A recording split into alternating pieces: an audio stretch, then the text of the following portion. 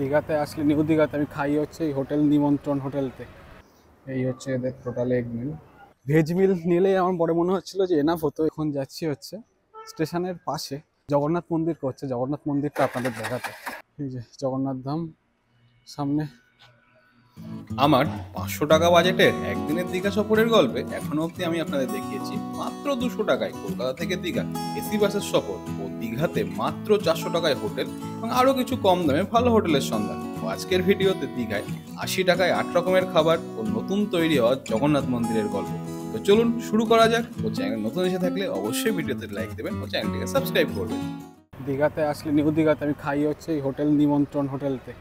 এদের খাওয়া দাওয়াটাও টাটকা থাকে এবং প্রাইসটাও কমের মধ্যে থাকে। চলুন এখানেই আজকেও খাবো।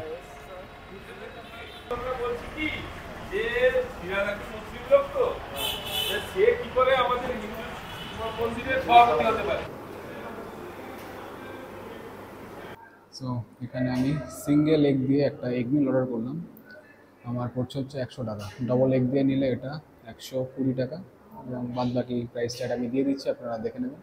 এবং আগেও আমি এই হোটেলে খেয়েছি, খাবার ভালো। যদি নিউ দীঘাতে থাকেন এবং কম দাম খেতে চান এখানে আসতে পারেন।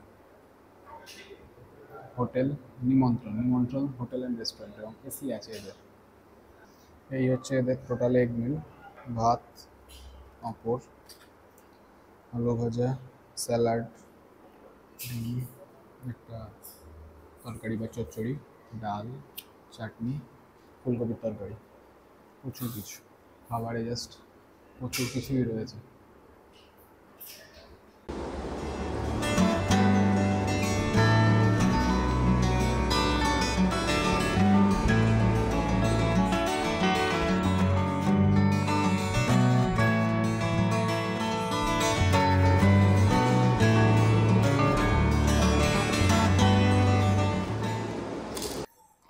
নিমন্ত্রণ হোটেলে খাওয়া দাওয়া করে বেরোলাম। প্রতিটা রান্নাই জাস্ট দারুণ ছিল, সত্যি বলতে প্রতিটা রান্নাই দারুণ। ভেজ মিল নিলেই আমার পরে মনে হচ্ছিল যে এনাফ হতো, এগের দরকার হতো না। কারণ সত্যি বলতে প্রতিটা খাবারই দারুণ ছিল। জাস্ট আপনি বা আপনারা যদি নিউ দীঘাতে আসেন তাহলে একদম বিচের কাছেই নিমন্ত্রণ হোটেল অ্যান্ড রেস্টুরেন্ট, এটাতে খাওয়ার ট্রাই করবেন। আশা করছি নিরাশ হবেন না যা খাবার দাবার দিয়েছে এরা। এবং খেয়ে দিয়ে এখন যাচ্ছি হচ্ছে স্টেশনের পাশে দিদি যে জগন্নাথ মন্দির করছে, জগন্নাথ মন্দিরটা আপনাদের দেখাতে। কারণ মন্দিরটা দেখলাম বেশ অনেকটা উঠে গেছে। আমি লাস্টবার যখন এসেছিলাম ফেব্রুয়ারি মাসে, মন্দির অলমোস্ট কিছুই হয়নি বলা যায়, আর এখন দেখলাম অনেকটা উঠে গেছে। সো ভাবলাম আপনাদের একটু এটা নিয়েও আপডেট দিয়ে দিই। So welcome back to travel limitless. এবং চলুন আজকে দীঘাতেই একই দিনের মধ্যে আপনাদেরকে নিউ জগন্নাথ মন্দির, যেটা ঠিকই বলছি নিউ জগন্নাথ মন্দির যেটা দিদি বানাচ্ছে, তার আপডেটটাও দিয়ে দিই। So let's go. আমার এই একা একা দীঘা সফর জানি না আপনাদের কতটা ভালো লাগছে, বাট আমার কিন্তু বেশ ভালোই লাগছে। মানে মাঝে মধ্যে একটু মনে হচ্ছে কেউ সাথে থাকলে গল্প করা যেত, বাট কাজ প্রচুর হচ্ছে।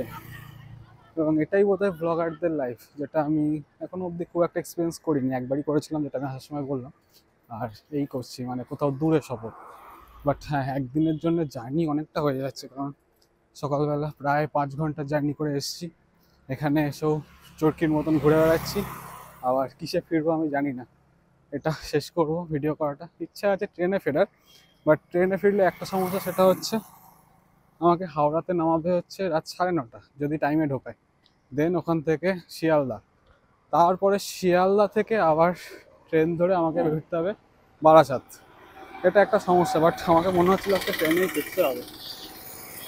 কারণ এসি বাস পাবো না, নর্মাল বাসে যাওয়ার খুব একটা ইচ্ছা নেই, খুবই কষ্ট হয়ে যায়। এবং সকাল থেকে কালকে রাত্রে খুব একটা ঘুম হয়নি, সকাল থেকে জার্নি। সো এটা নিয়ে একটু চিন্তায় আছি। বাদ বাকি ঠিক আছে, মন্দিরটা আপনাদের দেখিয়ে দেয় তারপর ডিসাইড করছি। হচ্ছে দীঘার মন্দির দেখা যাচ্ছে দূর থেকেই, এটাই মেন মন্দির হবে যেটা জগন্নাথ দেবের। আর ওদিকে আরো উঠছে, চলুন আস্তে আস্তে সব নিয়ে গিয়ে দেখাচ্ছি। এটা হচ্ছে মেন এন্ট্রান্স হবে মোস্ট প্রবাবলি এখানে ঢোকার। আর সামনে বড় বড় করে বোর্ড লাগিয়ে রেখেছে যে জগন্নাথ ধাম, জগন্নাথ ধাম। সামনে দিদির মুখ আছে।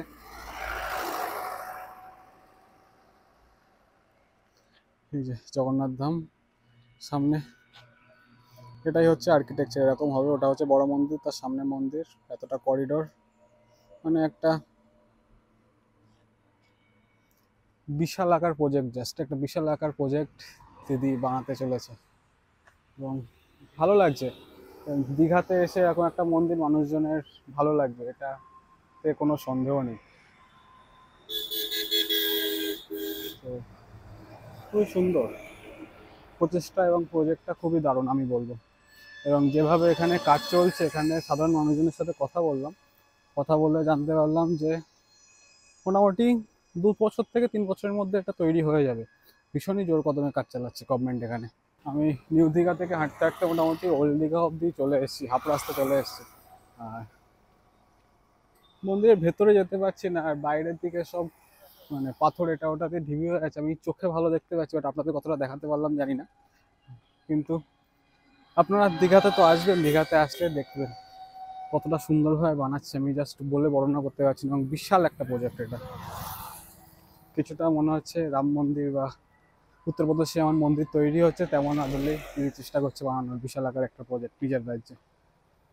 এটা হচ্ছে মন্দিরের পিছন দিক থেকে আমি ঢুকছি। এটা একটা হোটেল পরিত্যক্ত, জানি না কাজ হচ্ছে কিনা, বাট ইউজ তো করা হয় না দেখে বোঝা যাচ্ছে। এটা হচ্ছে মন্দিরের অংশ, এই যে এটা হচ্ছে মেন মন্দির।